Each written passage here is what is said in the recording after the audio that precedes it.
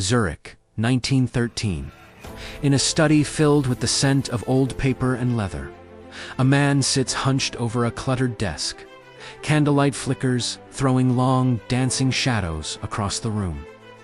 This is Carl Gustav Jung, a brilliant mind on the verge of a profound crisis, or perhaps a profound breakthrough. Just a year before, he had severed ties with his mentor, the father of psychoanalysis, Sigmund Freud.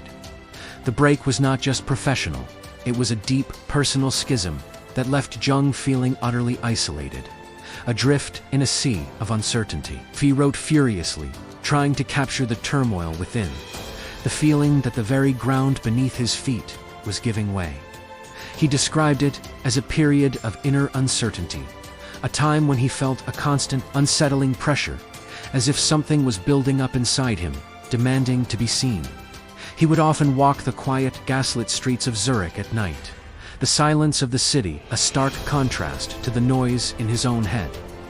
The break with Freud had thrown him into a spiritual and intellectual wilderness. He had dared to challenge Freud's emphasis on sexuality as the primary driver of the human psyche, proposing instead a vast collective unconscious, a shared reservoir of myths, symbols, and archetypes. But in disagreeing with the master, he had lost his intellectual father figure and his place within the psychoanalytic community. He was alone, wrestling with ideas that no one else seemed to understand or even want to understand. These lonely walks were a search for answers, a desperate attempt to find his own path in the darkness. He felt his own theories were being put to the ultimate test. Was he a genius, or was he descending into madness? Then, in October of that same year, while traveling by train, something extraordinary happened. As he gazed out the window, the serene Swiss landscape began to warp and twist before his very eyes. The familiar green hills and placid lakes dissolved into a terrifying, apocalyptic vision. He saw all of northern Europe, from the English Channel to the Urals, submerged by a monstrous flood. The water was not blue, but a churning, horrifying yellow. Debris and the drowned bodies of countless people floated in the waves. Then the water turned to blood. An inner voice told him, "Look at it. Well, it is wholly real, and it will be." Jung was a trained psychiatrist, a man of science. He tried to rationalize it, to dismiss it as a fleeting hallucination, a symptom of his immense stress. But the vision was too vivid, too powerful to ignore. It felt less like a dream and more like a prophecy. 2 weeks later, the vision returned, even more intense than before. He was terrified. He wondered if he was on the verge of a psychotic break. The world he knew was stable, prosperous, and at peace. This vision of blood and destruction made no sense, and yet he couldn't shake the feeling of its terrible reality. A year later, in August 1914, World War I erupted, and Europe was plunged into a sea of blood, just as his vision had foretold. Jung realized then that his visions were not a sign of personal madness, but a terrifying glimpse into the collective psyche, the brewing storm in the soul of Europe. He understood he had a choice. He could pathologize his experience, medicate it away, or he could face it head-on. He chose the latter. He decided to embark on a journey, a confrontation with the unconscious. He knew it was a dangerous path, one from which he might not return. He famously said, "The years when I pursued the inner images were the most important time of my life. Everything else is to be derived from this." He resolved to intentionally induce these visionary states, to dive headfirst into the depths of his own mind and see what he would find.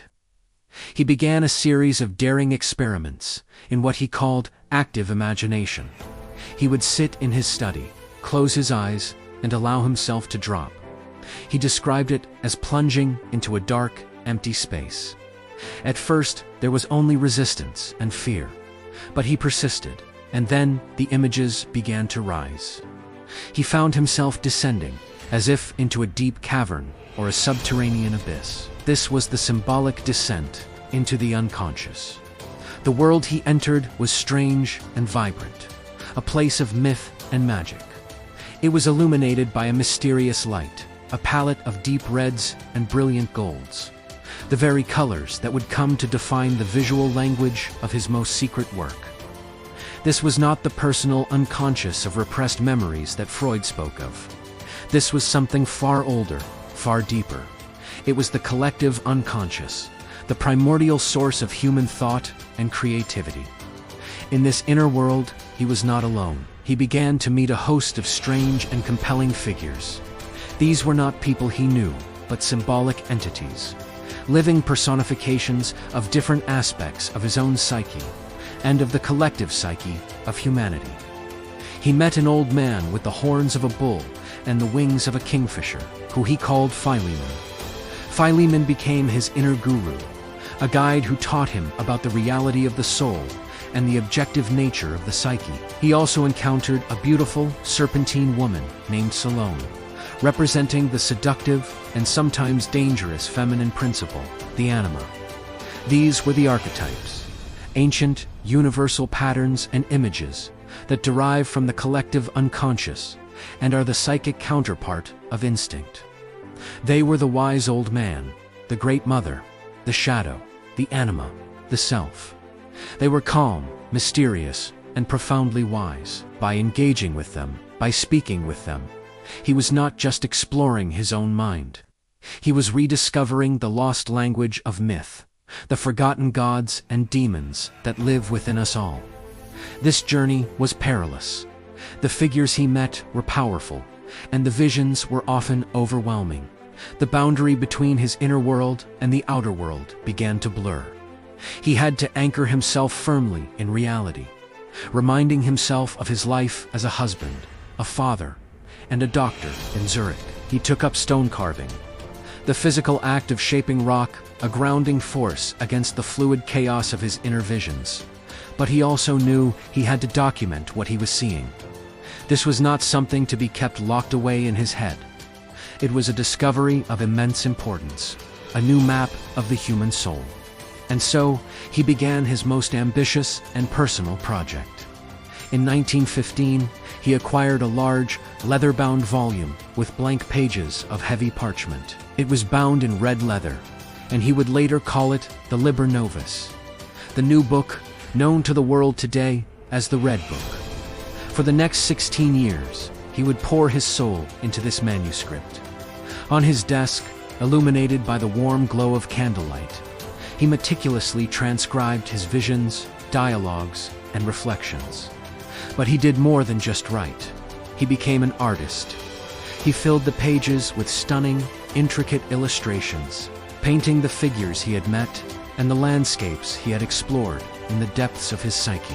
He used a medieval style of calligraphy and illumination, as if he were creating a sacred text, a modern-day illuminated manuscript for a new kind of spirituality, one based on the direct experience of the soul.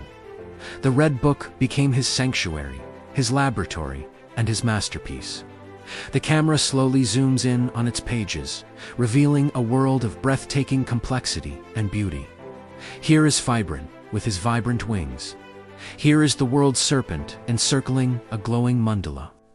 Here are fantastical cities and cosmic diagrams. Each page is a portal into the unconscious, a testament to one man's courage to face the darkness within and return with a message of wholeness and integration. Jung believed that modern humanity had lost its connection to the mythic and symbolic realm, and that this loss was the root of our spiritual malaise. His journey, documented in the Red Book, was an attempt to recover that connection, to build a bridge between the rational, conscious mind and the deep, irrational wisdom of the soul. He wasn't descending into madness. He was charting a path to a more complete and authentic way of being.